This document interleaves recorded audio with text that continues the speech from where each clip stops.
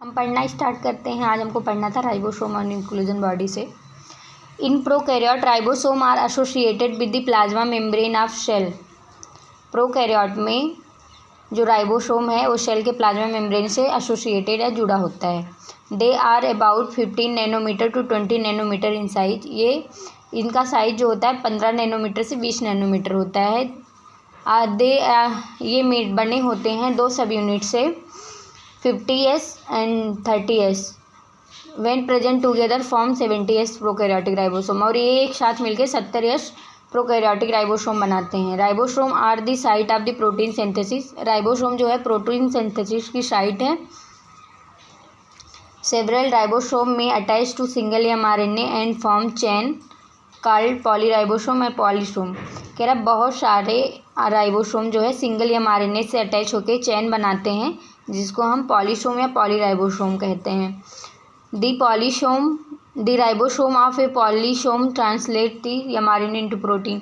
कह रहा है जो पॉलीसोम के राइबोसोम है वो mRNA को प्रोटीन में ट्रांसलेट कर देते हैं। अब इंक्लूजन बॉडी को पढ़ते हैं।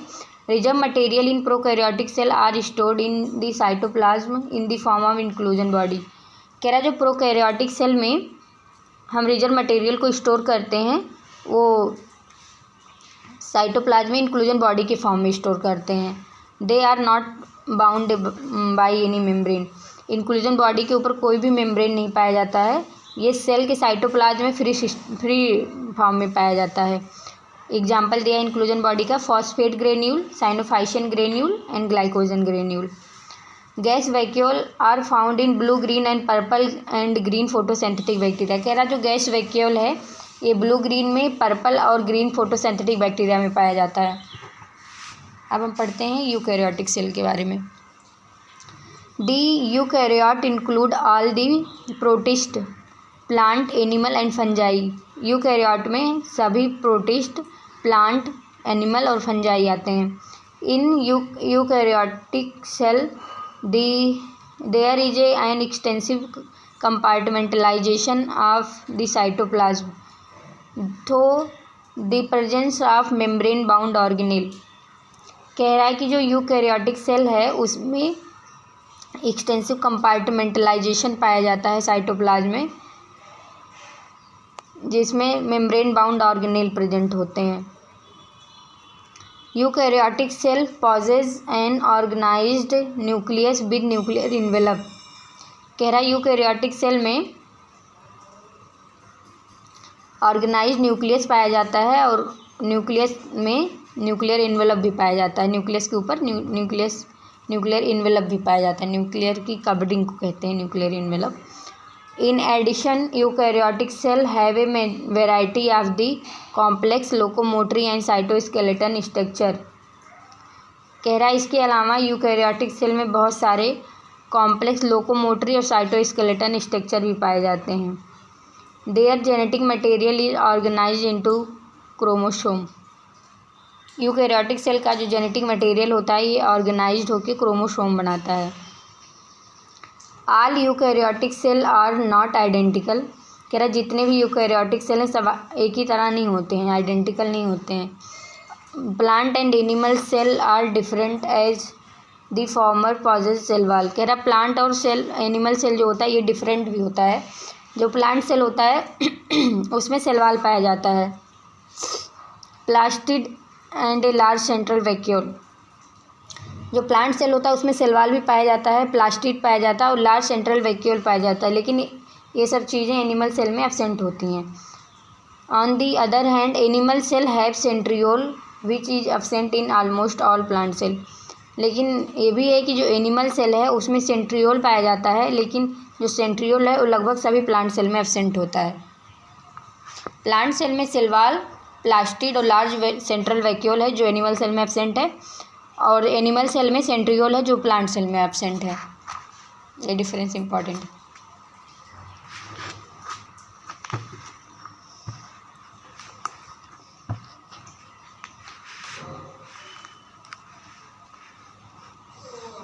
कह रहा let us now look at individual cell organelle to understand their structure and function.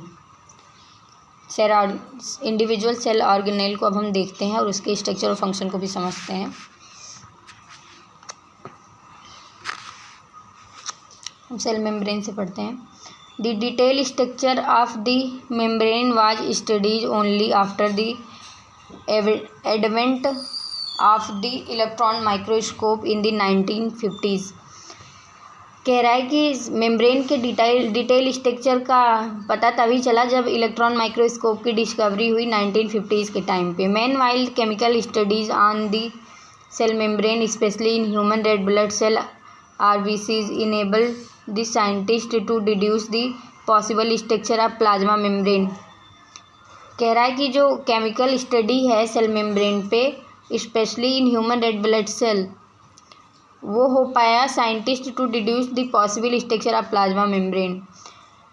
जब हम केमिकल स्ट्रक्चर कर पाए तभी साइंटिस्ट ने बता पाया कि मतलब जो प्लाज्मा मेम्ब्रेन है इसका पॉसिबल स्ट्रक्चर क्या है, किस कंपोजिशन से वो बना है, इस सब के बारे में तभी तो बता पाएंगे जब उसका हम स्टडी करेंगे। These studies show that the cell membrane is mainly composed of lipid and protein. कह रहा है इस स्टडी से पता चला जो सेल मेम्ब्रेन होता है वो मेनली लिपिड और प्रोटीन का बना होता है। The major lipid are phospholipid that are arranged in a bilayer. जो मेजर लिपिड होता है वो फॉस्फोलिपिड होता है जो बाईलेयर के फॉर्म में अरेंज होता है। Also the lipid are arrange with in the membrane with the polar head towards and outer side the hydrophobic tail toward the inner part. अब क्या कह रहा है, लिपिड जो है ये मेम्ब्रेन में बाई लेयर के फॉर्म में अरेंज होता है, ठीक है। जो पोलर हेड होता है वो आउटर साइड होता है, ठीक, और जो हाइड्रोफोबिक टेल होता है वो इनर साइड होता है। यहाँ देखो दिखाया गया है फिगर में, ये जो पोलर हेड है ये बाहर की तरफ है और ये जो हाइड्रोफोबिक टेल है ये अंदर की तरफ है, ठीक है। तो वही इसके अरेंजमेंट की बात यही कर रहा है वो। There ensure that non polar tail is saturated hydrocarbon. कह रहा है जो नॉन पोलर टेल है वो सेचुरेटेड हाइड्रोकार्बन से मिलके बना होता है। Is protected from aqueous environment, जिसको एक्वस इन्वायरमेंट से प्रोटेक्ट किया जाता है तभी तो उस अंदर की तरफ वो होता है। In addition of phospholipid membrane also contain cholesterol. कह रहा है कि फॉस्फोलिपिड के अलावा मेम्ब्रेन में कोलेस्ट्रॉल भी पाया जाता है। Later biochemical investigation clearly revealed that the cell membrane are also possess protein and carbohydrate. कह रहा है कि जब बायोकेमिकल इन्वेस्टिगेशन हुआ तो उससे पता चला जो सेल मेम्ब्रेन है उसमें प्रोटीन और कार्बोहाइड्रेट भी पाया जाता है। The ratio of protein and lipid varies considerably in different cell type. कह रहा है जो रेशियो है प्रोटीन और लिपिड का ये डिफरेंट सेल में डिफरेंट मतलब वेरी करता है। हर सेल में सेम रेशियो नहीं है, डिफरेंट सेल में डिफरेंट रेशियो होता है प्रोटीन और लिपिड का। In human being this membrane of the erythrocyte has approximately. कह रहा है कि जो ह्यूमन बीइंग है इसकी RBC पे हमने एनालिसिस किया था तो हमको पता चला था कि जो इनमें इरिथ्रोसाइट की मेम्ब्रेन में लगभग 52% प्रोटीन और 40% लिपिड पाया जाता है, ठीक। 52% प्रोटीन और 40% लिपिड पाया जाता है। Depending on the ease of extraction membrane protein can be classified as integral and peripheral. कह रहा है ईज ऑफ एक्सट्रैक्शन के हिसाब से हम मेम्ब्रेन प्रोटीन को क्लासीफाई किए हैं दो भागों में, मतलब दो पार्ट में हम इसको क्लासीफाई किए हैं ईज ऑफ एक्सट्रैक्शन के बेसिस पे। ये इंपॉर्टेंट पॉइंट है कि वो पूछ सकता है ना कि किसके बेसिस पे हमने मेम्ब्रेन प्रोटीन को दो डिफरेंट भागों में मतलब डिवाइड किया है, तो हमको बताना पड़ेगा ईज ऑफ एक्सट्रैक्शन के बेसिस पे। ये दो तरह की होती हैं, एक इंटीग्रल होती है, एक पेरिफेरल होती है। इंटीग्रल जो बीच में अंदर की तरफ धसी होती है, पेरिफेरल जो है जो सरफेस पे होती है। Peripheral protein lies on the surface of membrane. जो पेरिफेरल प्रोटीन है वो मेम्ब्रेन की सरफेस पे पाई जाती है, और जो इंटीग्रल प्रोटीन है ये पार्शली और totally buried in the membrane. कह रहा है जो इंटीग्रल प्रोटीन है ये पार्शली या तो आधा या थोड़ा बहुत या फिर टोटली या पूरी तरह से सेल मेम्ब्रेन के अंदर पाई जाएगी, ठीक है। पार्शली या totally buried in the cell membrane, integral वाली। और जितने डायग्राम इसमें दिए हैं ना, सबको जब आप पढ़ो एनसीईआरटी तो उसको अच्छे से देखो, उसकी लेवलिंग को देखो अच्छे से, ठीक है।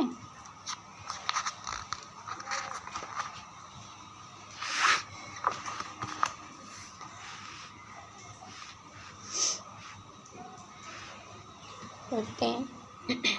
An improved model of the structure of cell membrane was proposed by Singer and Nicholson in 1972, widely accepted as fluid mosaic model।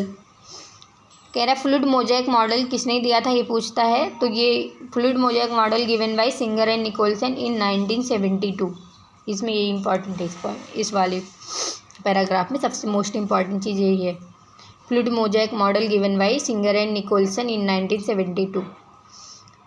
According to this the quasi fluid nature of lipid enable the lateral movement of protein with in the overall bilayer. कह रहा है कि इनके हिसाब से जो quasi fluid nature है lipid का, enable to lateral movement, lipid का जो नेचर है क्वेसी फ्लूइड है, इसकी वजह से जो प्रोटीन की जो बाइलेयर है उसके बीच में लेटरल मूवमेंट तभी पॉसिबल है, ठीक है। लिपिड का जो क्वेसी फ्लूइड नेचर है इसकी वजह से प्रोटीन का जो मूवमेंट है वो ही तभी पॉसिबल हो पाया है। This ability to move with in the membrane is measured as the fluidity. कह रहा है कि जो प्रोटीन का मूवमेंट की जो एबिलिटी है मेम्ब्रेन के अंदर, उसको हम फ्लूइडिटी से मेजर करते हैं, ठीक है। जो प्रोटीन की मूवमेंट की जो एबिलिटी है मेम्ब्रेन में, ठीक है, उसको हम फ्लूइडिटी से मेजर करते हैं। The fluid nature of membrane is also important from the point of view of function like cell growth, formation of intercellular junction, secretion, endocytosis and cell division। कह रहा the fluid nature of membrane की जो fluid nature है is also important, ये ज़रूरी होता है point of view इस सब फंक्शन के लिए fluid nature of membrane ज़रूरी होता है, ठीक है। किस किस फंक्शन के लिए, फंक्शन लाइक सेल ग्रोथ के लिए, फॉर्मेशन ऑफ इंटरसेलुलर जंक्शन के लिए, सिक्रीशन के लिए, इंडोसाइटोसिस के लिए एंड सेल डिवीजन के लिए, ठीक है। फ्लूइड नेचर जो मेम्ब्रेन का है ये ज़रूरी होता है इन सब फंक्शन के लिए, cell growth, formation of intercellular junction, secretion, endocytosis and cell division, ठीक है। इसके लिए ये ज़रूरी होता है फ्लूइड नेचर ऑफ मेम्ब्रेन, ठीक है। One of the most important function of the plasma membrane is the transport of the molecule across it। कह रहा है एक बहुत ज़्यादा इम्पॉर्टेंट फंक्शन है प्लाज्मा मेम्ब्रेन का, जो मॉलिक्यूल को ट्रांसपोर्ट करता है अपने बाहर से अंदर की तरफ, अंदर से बाहर की तरफ, ठीक है, across it। The membrane is selectively permeable in some molecule present on either side of it। कह रहा है जो मेम्ब्रेन होता है ये सेलेक्टिवली परमिएबल होता है कुछ मॉलिक्यूल में, present on either side it. Many molecule can move briefly across the membrane without any requirement of energy. कह रहा है कि बहुत सारे ऐसे मॉलिक्यूल होते हैं जो मेम्ब्रेन के अक्रॉस मूव करते हैं बिना किसी एनर्जी के रिक्वायरमेंट के, जिसको हम पैसिव ट्रांसपोर्ट बोलते हैं, ठीक है। 1 मिनट यार, थोड़ा सा शोर ज़्यादा आ रहा है।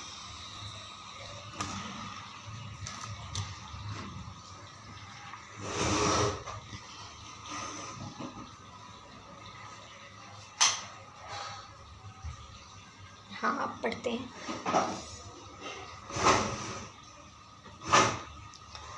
नेचुरल सॉल्यूट में move across the membrane by the process of simple diffusion the concentration gradient. कह रहा है जो नेचुरल सॉल्यूट है जो move across the membrane by the process of simple diffusion, जो नेचुरल सॉल्यूट है वो मूव करता है मेम्ब्रेन के क्रॉस सिंपल डिफ्यूजन के through along the concentration gradient के अलोंग और सिंपल डिफ्यूजन के थ्रू मूव करता है from higher concentration to lower concentration, ठीक है। जो न्यूट्रल मॉलिक्यूल है वो मूव करता है along the concentration gradient, higher to lower की तरफ मूव करता है सिंपल डिफ्यूजन के थ्रू, ठीक है। जैसे water may also move across the membrane from higher to lower concentration. कह रहा है जो वाटर का मॉलिक्यूल का जो मूवमेंट होता है मेम्ब्रेन के क्रॉस वो भी जो है वो अलोंग द कंसंट्रेशन ग्रेडियंट होगा, हायर टू लोअर मूव करता है। Movement of water bye diffusion is also called osmosis. कह रहा जो मूवमेंट है वाटर का उसको हम डिफ्यूजन तो कहते हैं, लेकिन उस डिफ्यूजन को हम ऑस्मोसिस कहते हैं, ठीक है। As the polar molecule can not passes through the polar lipid bilayer. कह रहा जो पोलर मॉलिक्यूल है वो can not passes through non lipid bilayer. कह रहा है कि जो पोलर मॉलिक्यूल है वो नॉन पोलर लिपिड बाइलेयर के थ्रू पास नहीं कर पाता है, ठीक है। दे रिक्वायर कैरियर प्रोटीन, उसके लिए हमको कैरियर प्रोटीन की ज़रूरत पड़ेगी। जो पोलर मॉलिक्यूल है वो नॉन पोलर लिपिड बाइलेयर से नहीं पास कर पाएगा, जिसके लिए हमको कैरियर प्रोटीन की ज़रूरत पड़ेगी of the membrane to facilitate their transport across the membrane. जिससे अगर जो कैरियर प्रोटीन होगा वो ये जो नॉन पोलर मॉलिक्यूल है ये जो पोलर मॉलिक्यूल है उसको कैरियर प्रोटीन से अटैच करके उसको हम मेम्ब्रेन के अक्रॉस मूव करवा देंगे, ठीक है। इस तरह के जो डिफ्यूजन होते हैं उसको फैसिलिटेटेड डिफ्यूजन बोलते हैं। A few ion or molecule are transported across the membrane against their concentration gradient. कह रहा कुछ ऐसे आयन और मॉलिक्यूल होते हैं जो प्लाज्मा मेम्ब्रेन के अक्रॉस मूव करते हैं, वो against concentration gradient. Against concentration gradient का मतलब होता है जो लोअर टू हायर मूव करते हैं, लेकिन उनके ट्रांसपोर्ट के लिए एनर्जी की रिक्वायरमेंट होती है, ठीक है। वो एनर्जी डिपेंडेंट प्रोसेस होते हैं। In which ATP is utilize and is called active transport. जिसमें एटीपी का यूटिलाइजेशन होता है, जिसको हम एक्टिव ट्रांसपोर्ट भी बोलते हैं। एग्जाम्पल में एक्टिव ट्रांसपोर्ट के दिया है सोडियम पोटेशियम पंप, ठीक है। ये है। अब हम शैलवाल पढ़ते हैं। आज थोड़ा सा बीच बीच में नॉइस हो जा रहा है, उसको प्लीज़ इग्नोर करिएगा। शैलवाल को पढ़ते हैं। As you may recall a non living rigid structure called cell wall form an outer covering of the plasma membrane, जैसे फंजाई एंड प्लांट। कह रहा है कि जो नॉन लिविंग रिजिड स्ट्रक्चर होता है बॉडी के आउटर सरफेस पे, जो बॉडी की आउटर कवरिंग बनाती है, उसको हम सेल वॉल बोलते हैं, जो प्लाज्मा मेम्ब्रेन की आउटर कवरिंग बनाती है, ठीक है। सेल वॉल जो है प्लाज्मा मेम्ब्रेन की आउटर कवरिंग बनाती है, नॉन लिविंग रिजिड होती है। ये प्लांट और फंजाई में पाई जाती है, ठीक है। Cell wall not only give shape to the cell and protect the cell from mechanical damage and infection. कह रहा है जो शेल वॉल है ये केवल शेप नहीं देती है सेल को, बल्कि वो प्रोटेक्ट करती है। शेप तो देती ही है, बल्कि वो प्रोटेक्ट करती है मैकेनिकल डैमेज और इन्फेक्शन से, ठीक है। सेल वॉल का काम है शेप देना, तो वो तो करती है। उसके अलावा जो है ये कह रहा ना केवल शेप ही नहीं देती है, बल्कि वो प्रोटेक्ट करती है मैकेनिकल डैमेज और इन्फेक्शन से। It also help in cell to cell interaction and provide barrier to undesirable micromolecules. कह रहा है कि ये हेल्प करता है सेल टू सेल इंटरेक्शन में और प्रोवाइड करता है बैरियर टू अनडिजायरेबल जो माइक्रोमॉलिक्यूल होते हैं, जो अनडिजायरेबल माइक्रोमॉलिक्यूल होते हैं, जिनको हमारी बॉडी को ज़रूरत नहीं होती जिन मॉलिक्यूल के लिए, उनके लिए बैरियर का भी काम करती है, ठीक है। Cell wall. Algae have cell wall made up of cellulose, galactans, mannan mineral like calcium carbonate. कह रहा है एल्गी में जो सेल वॉल पाया जाता है वो सेलुलोज, गैलेक्टेंस, मैनन और मिनरल जैसे कैल्शियम कार्बोनेट से मिलके बना होता है। ये बहुत इंपॉर्टेंट पॉइंट है। एल्गी के सेल वॉल की कंपोजिशन के बारे में बहुत बार पूछा गया है, तो इसको एज इट इज़ याद रखिएगा। जो एल्गी की सेल वॉल है वो बनी होती है cellulose, galactans, mannan mineral like calcium carbonate, ठीक है। While in other plant it consist of cellulose, hemicellulose, pectin and protein. अब बताया जो प्लांट का सेल वॉल होता है उसका क्या कंपोजिशन होता है। प्लांट की सेल वॉल में होता है सेलुलोज होता है, हेमी सेलुलोज होता है, पेक्टिन्स होता है, प्रोटीन होता है। ये भी काफ़ी इंपॉर्टेंट है। The cell wall of young plant cell, the primary wall is capable of growth which gradually diminished as the cell mature and secondary cell wall is formed. कह रहा है कि जो प्लांट जो है जब वो यंग रहता है तो उसमें प्राइमरी सेल वॉल होता है, जिसमें क्षमता पाई जाती है ग्रोथ के लिए। वो धीरे धीरे जो है वो डिमिनिश हो जाता है प्राइमरी सेल वॉल, और उसमें एक मैच्योर सेल वॉल आ जाता है जिसको हम सेकेंडरी वॉल बोलते हैं। Is form on the inner toward the membrane side of the cell. कह रहा सेकेंडरी वॉल जो होता है ये मेम्ब्रेन की साइड से बनता है। ये भी पॉइंट काफ़ी बार पूछा गया है।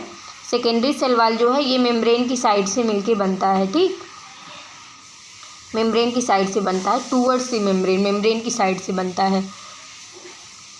The middle lamella is a layer middle lamella is a layer mainly of calcium pectate which hold or glues the different neighbouring cell together.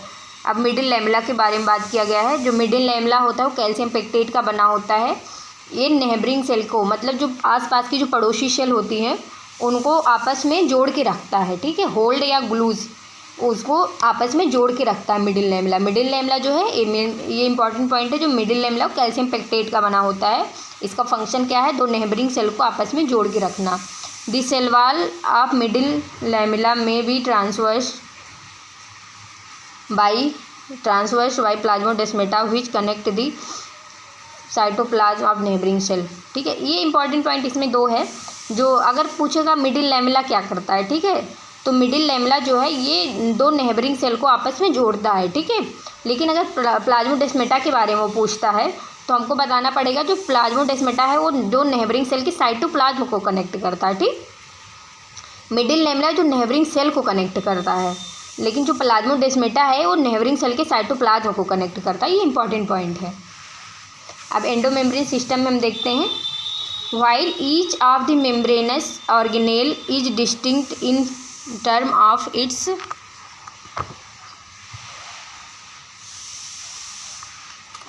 structure and function, many of these are considered together as an endomembrane system because their function are coordinated। जो endomembrane system होता है उनके function coordinated होते हैं। The endomembrane system include endoplasmic reticulum, Golgi complex, lysosome and vacuole।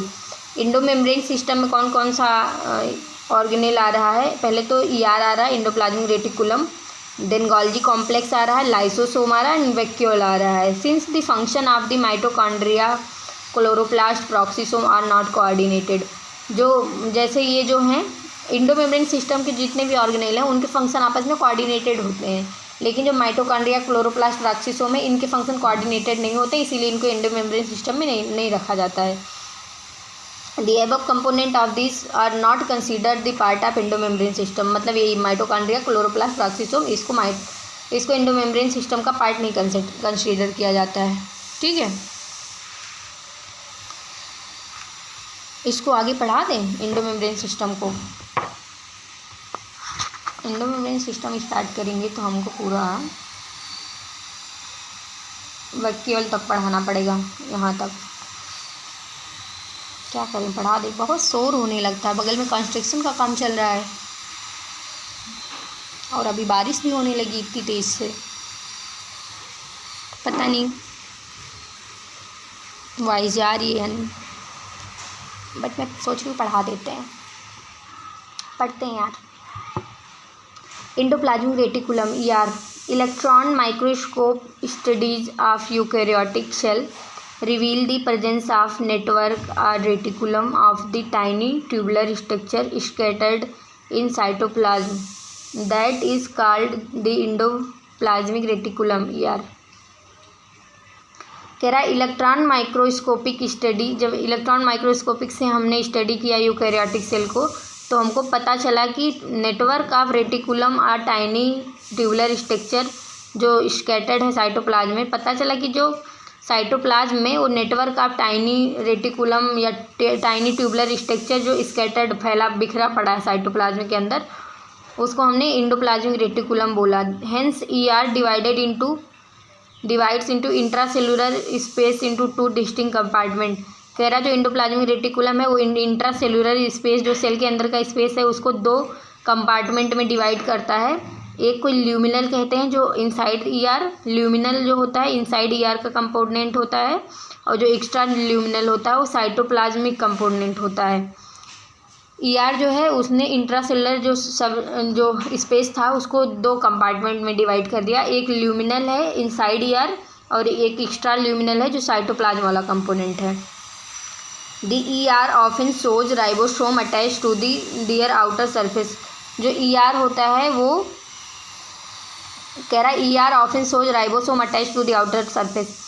ER के outer surface पे ribosome attach होते हैं। The endoplasmic reticulum bearing ribosome on their surface is called rough endoplasmic reticulum. कह रहा है वो इंडोप्लाज्मिक रेटिकुलम जिनके surface पे राइबोसोम पाया जाएगा उनको हम रफ इंडोप्लाज्मिक रेटिकुलम बोलेंगे, और जिन सरफेस पे in the absence of the ribosome in their appear smooth. कह रहा है जिन पे राइबोसोम एब्सेंट होंगे जिन ER के ऊपर, वो जाहिर सी बात वो स्मूथ दिखाई देगी, जिसको हम स्मूथ इंडोप्लाज्मिक रेटिकुलम बोलेंगे। जिन ER के ऊपर राइबोसोम पाया जाएगा उन्हें हम रफ ER इंडोप्लाज्मिक रेटिकुलम बोलेंगे, और जिन पे जो ER के ऊपर राइबोसोम नहीं पाया जाएगा उसको हम स्मूथ इंडोप्लाज्मिक रेटिकुलम बोलेंगे। ठीक, अब क्या है जो रफ इंडोप्लाज्मिक रेटिकुलम है, is frequently observe in the cell actively involve in protein synthesis and secretion. कह रहा है जो रफ इंडोप्लाज्मिक रेटिकुलम है वो एक्टिवली इन्वॉल्व होती है प्रोटीन सिंथेसिस या सिक्रीशन में। ठीक है, जो रफ इंडोप्लाज्मिक रेटिकुलम है, क्योंकि जो राइबोसोम होता है उसका फंक्शन होता है ये प्रोटीन की सिंथेसिस करना। ठीक है, तो अब वो रफ इंडोप्लाज्मिक रेटिकुलम में है, वही तो है। इंडोप्लाज्मिक रेटिकुलम के ऊपर जब राइबोसोम पाया जाता है उसको हम रफ इंडोप्लाज्मिक रेटिकुलम बोलते हैं। तो जो रफ इंडोप्लाज्मिक रेटिकुलम है उसका भी फंक्शन हो जाएगा प्रोटीन सिंथेसिस करना, क्योंकि उस पर राइबोसोम है। ठीक, they are extensive and continuous with their outer membrane of nucleus. कह रहा है कि ये जो रफ इंडोप्लाज्मिक रेटिकुलम है ये न्यूक्लियस के आउटर मेम्ब्रेन से कॉन्टिन्यूअस होता है, या मतलब उसी से अटैच होकर वो बना होता है, मतलब उसी से जुड़ा होता है वो जो रफ इंडोप्लाज्मिक रेटिकुलम है न्यूक्लियर मेम्ब्रेन से ही। The smooth endoplasmic reticulum is the major site of the synthesis of lipid.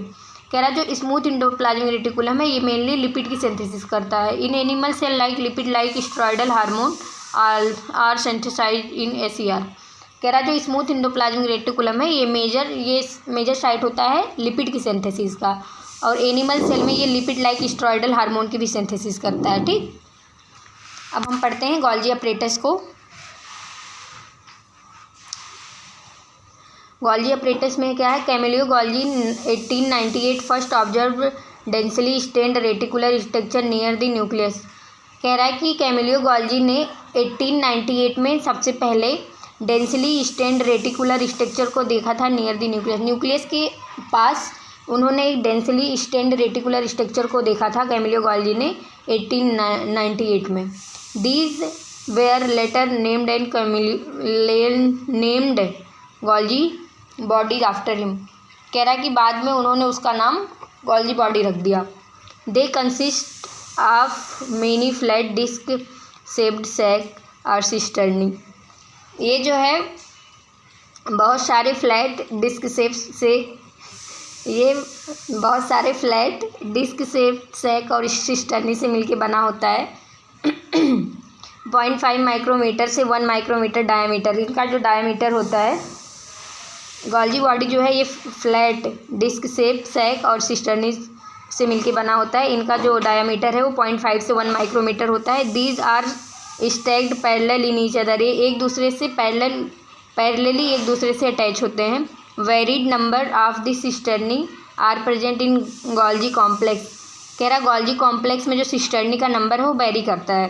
The Golgi cisternae are concentrically arrange near the nucleus. कह रहा है जो गोल्जी सिस्टर्नी है ये न्यूक्लियस के पास ही अरेंज होती हैं। Within a distinct convex cis or forming face. जो न्यूक्लियस के पास वाला जो फेस होता है उसी कॉन्वेक्सिस या फॉर्मिंग फेस कहते हैं। न्यूक्लियस के पास वाला जो गोल्जी कॉम्प्लेक्स जो सिस्टर्नी का पार्ट होता है उसको हम कॉन्वेक्सिस या फॉर्मिंग फेस बोलते हैं। और and concave trans and maturing face, और जो उससे दूर वाला जो फेस होता है उसको हम उसको हम concave trans and maturing face बोलेंगे। जो पास वाला फेस होगा उसको हम कॉन्वेक्स और फॉर्मिंग फेस बोलेंगे, और जो दूर वाला फेस होगा उसको हम concave trans and maturing face बोलेंगे। The cis and trans face of organelle are entirely different but interconnected. कह रहा है जो सिस और ट्रांस फेस होता है ऑर्गेनेल का वो एकदम डिफरेंट होता है बट एक दूसरे से इंटरकनेक्टेड होता है।